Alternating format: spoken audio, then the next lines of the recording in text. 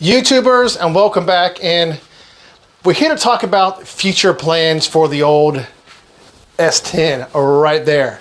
I know some of you guys probably upset the way I'm going. Maybe you won't. That's the direction I'm going. So let's find out what's going on in this puppy right here. But before we get to what's under that trash bag, let's get to this LT1 motivational build montage.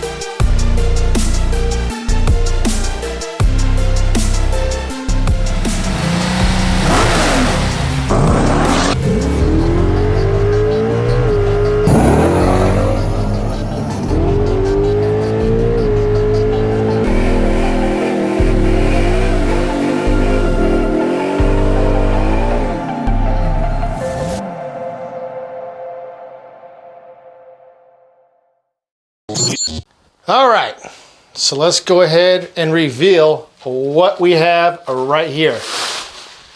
We have a Dart SHP block, and it is going to be a 400 cubic inch small block Chevy. Why would I go small block Chevy? Well, I already have some AFR 210 heads, and I thought it was time to step things up in displacement because I'm staying nitrous.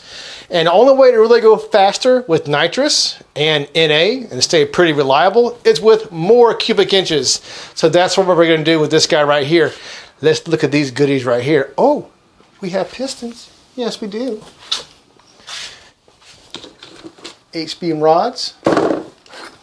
A little dome on this guy right here. So you know that compression is going to be going up. But you LT1 guys, don't worry. The LT1 is not coming out any time soon. It still has a lot of life left on it.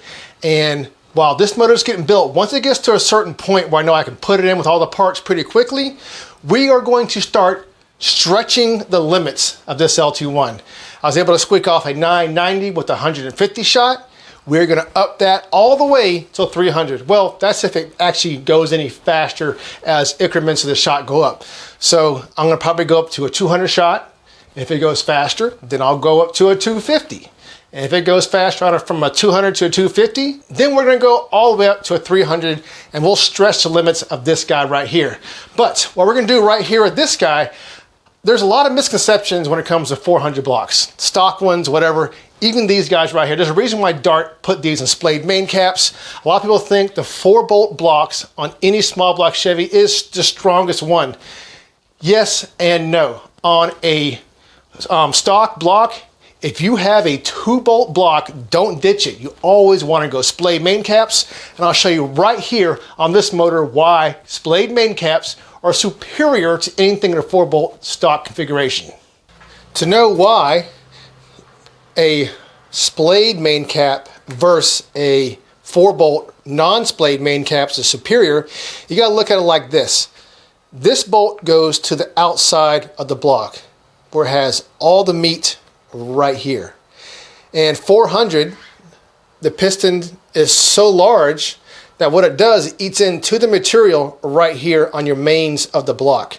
So if you look right here, see this thinnest section right in there? If this bolt went straight down, you'd be compromising the integrity of the block right here. And I know so many guys are probably like, dude, why would you even waste your time going to a 400 cubic inch small block when you can go 427? Well, I like to look at it like this. There's two advantages. Number one, I don't have money for a Dart little end block. You know, the SHP was about as much as I could swing on my budget and try to have something aftermarket, which means the cam core is not raised. It's not moved down right here. So what that allows me to do, it allows me to run a standard base circle cam, which they're just a little bigger and they're more rigid. Not only that, but I think a 400 cubic inch small block, not that it's only different, but it also gives you a good compromise between RPM and displacement. So it's a little less stroke than a 427, which means you're gonna have better upper RPM range.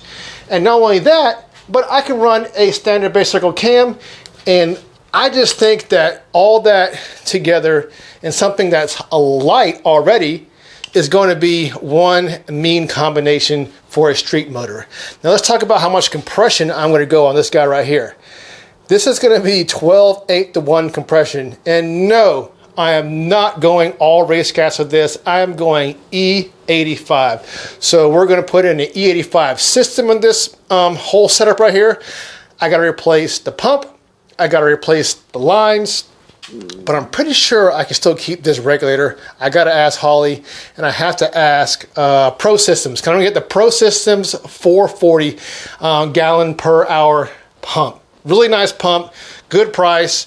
A lot of guys have used it and they said it works great on the street, so that's what we're going to do with this guy right here. But I'm going to go E85 on this motor before this motor even goes in there.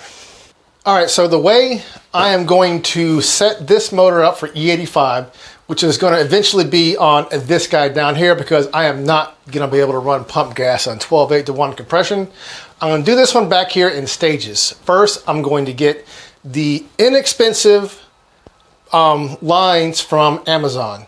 I'm going to go over every single thing that I buy, how I set it up, how it works. So if you guys want to duplicate that kind of setup on yours, then you can definitely do that. First, I'm going to do the fuel system, which is the most important for E85. You got to have a little more fuel going through there, and you got to change your lines so they won't actually, corrode. Actually, E85 doesn't really corrode. It's just when you mix it with gasoline, the two don't want to mix, and there's a whole misconception on E85 with that note. We won't get into that right now. But first, we're going to do the fuel lines, possibly the regulator if I have to change that. And then once all that is working correctly, then I'm going to go to the carburetor. I'm going to get the conversion kit for this 750 right here.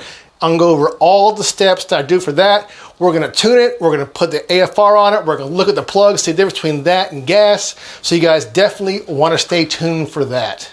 And then after this motor is functioning perfect on E85, we're going to then take this block. I'm going to drop it off at the machine shop, and hopefully, this is my old cam right here. I can't use this cam because I'll show you why. Oh, let's put it down here so it'll focus. Right there, see it? You can't really see it, but there's a really bad eaten part of the gear right there. So basically this cam right here is just going to be a test cam when the rotating assembly goes together to make sure that everything clears in the motor. And then when that's done, we're going to talk to Dennis at Fast Cat Cylinder Heads and Porting Services. He's going to make me a custom cam the same way he made the cam for this guy right here. Definitely going to get him to make me a cam, because what he did with this, we definitely know that he knows how to make cams. So that's what we're going to do for this guy right here. Well, all right, that's what's to come. And you guys comment below, are you mad at my decision for going aftermarket block on a Dart SHP instead of going turbos on the small block Chevy that I had? The way I look at it is, there is almost everyone and their mamas is doing a LS motor. In my opinion, I want to do something just a little different. There's not too many 400 cubic inch motors out there in S10s. And there's also, not that many E85 street driven 400 cubic inch motors out there in S10s. We now live in a day and age where a small block Chevy is now something different. So if you guys are looking forward to it, let me know what you want to see in the comments below. But like always, don't forget to subscribe, hit that bell for notifications, and that like button. Keep on wrenching, and peace.